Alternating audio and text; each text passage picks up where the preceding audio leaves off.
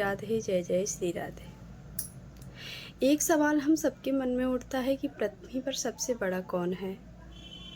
तो आज हम इस प्रसंग के माध्यम से बताएं कि पृथ्वी पर सबसे बड़ा कौन है, और इस प्रसंग में बहुत कुछ सीखने को मिलेगा। तो वीडियो के अंत तक ज़रूर बने रहिएगा।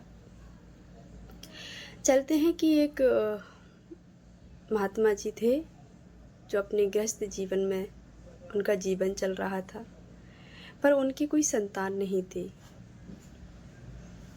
बड़े दुखी रहते थे कि कोई संतान होती तो अच्छा होता। ऐसे एक दिन तपस्या कर रहे थे तो आकाश से कोई पक्षी निकला होगा। उनके मुंह में एक चुईया थी जो चोंच से छूट करके महात्मा जी की गोदी में आकर गिर गई। महात्मा के नेत्र खुले तो देखा कि बड़ी सुंदर चुईया है, घायल है, दर्द के मारे तड़प रही है। तो उन्होंने अपने हाथों में उठाया और चुईया को बड़ा लाड़ प्यार करने लगे। बेचारी घायल है, तो उन्होंने अपने योग बल से उस चुईया पर अपने कमंडल से जल छिड़का और एक सुंदर सी कन्या में परिवर्तित कर दिया। इतनी सुंदर कन्या, इतनी रूपवान कन्या, बहुत छोटी है पर बहुत सुंदर है। उस कन्या को अपने आश्रम में लेकर के आए। अपनी पत्नी से कहा कि आज से ये हमारी पुत्री है, इसका आपको ख्याल रखना है। पत्नी उनका पालन पोषण करने लगी, बड़े प्रेम से उसको पालने लगी। धीरे धीरे कन्या बड़ी हो गई और बड़ी हो गई। अब कन्या विवाह की योग हो गई।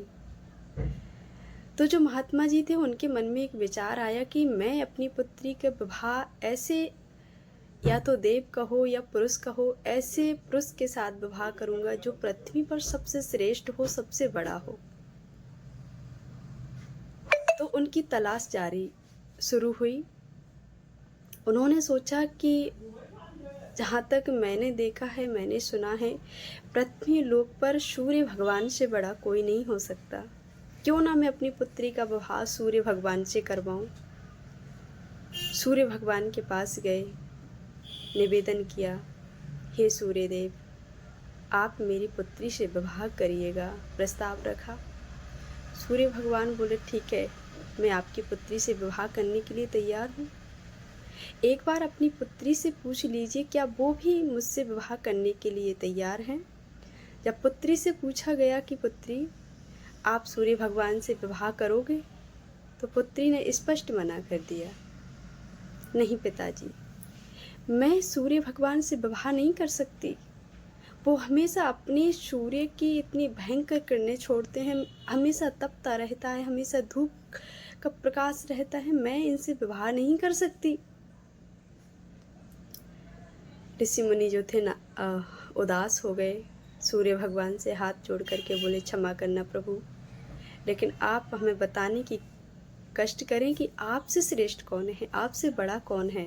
तभी सूर्य भगवान ने कहा कि हे मुनिवर, मुझसे श्रेष्ठ काले काले बादल हैं। जब ये अपनी घोर घटा घनघोर में आते हैं तो मेरी रोशनी कम कर देते हैं, मेरी किरणों को दाब देते हैं, मुझे अपने बादलों में छिपा लेते हैं, तो मैं अपनी रोशनी पृथ्वी पर नहीं छोड़ पाता। मुझसे बड़े बादल हैं। ऋषि मुनि बादलों के पास आए, बादलों से आग्रह किया, निवेदन किया, आप मेरी पुत्री से विवाह कर लीजिए। जब पुत्री से पूछा गया कि क्या आप भी इनसे विवाह करने के लिए तैयार हैं, पुत्री ने मना कर दिया, नहीं पिताजी, मैं इनसे विवाह नहीं कर सकती, क्योंकि ये काले काले हैं, मैं इनसे विवाह नहीं कर सकती। मुनिवर फिर उदास हो गए।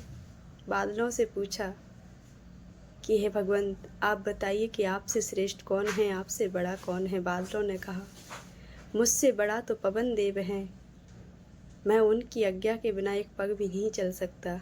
जिस दिशा में मुझे वो ले जाना चाहते हैं मैं उस दिशा में चला जाता हूँ। मुझसे श्रेष्ठ हैं, मैं उनकी आज्ञा का पालन करता हूँ। मुनिवर पवन देव के पास आए, पवन देव से आग्रह किया, निवेदन किया, आप मेरी बेटी का विवाह अपने साथ कर लीजिए, मैं अपनी बेटी का विवाह आपसे करवाना चाहता हूँ। पवन देव तैयार हो गए, लेकिन पुत्री से पूछा गया कि आप भी इनसे विवाह करने के लिए तैयार हैं। पुत्री ने मना कर दिया, नहीं पिताजी, मैं इनसे विवाह नहीं कर सकती, ये एक जगह पर स्थिर नहीं रहते, हमेशा चलते चलते चलते चलते रहते हैं। मैं इनसे विवाह नहीं कर सकती। फिर क्या था, ऋषि मुनि वहाँ से उदास होकर के चल दिए। पवन देव से पूछा, हे भगवान, आप आज्ञा करिए कि आपसे श्रेष्ठ कौन है, आपसे महान कौन है, आपसे बड़ा कौन है। तब पवन देव ने कहा कि मुझसे बड़ा पर्वतराज है। मेरा इतना सामर्थ्य नहीं है कि मैं उनको लांघ सकूं, मैं उनको पार कर सकूं।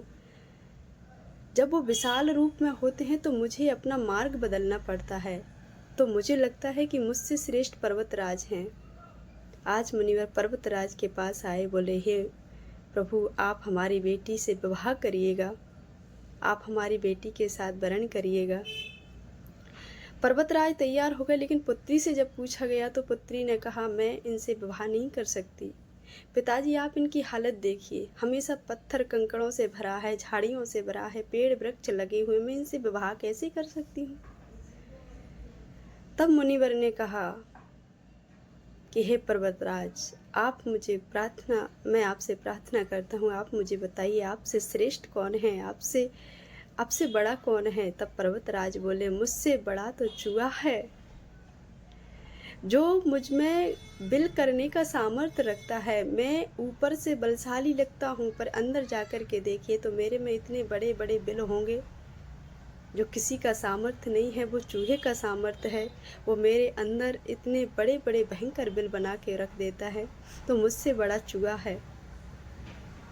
जब पर्वतराज से आग्रह किया कि आप उस चूहे को बाहर बुलाइए, जैसे ही चूहे को बाहर बुलाया गया, पुत्री से कहा गया कि आप इनसे विवाह करने के लिए तैयार हैं, तो पुत्री झूमने लगी, नाचने लगी, हाँ पिताजी, मैं इनसे विवाह करने के लिए तैयार हूँ, ये मेरे योग्य वर हैं।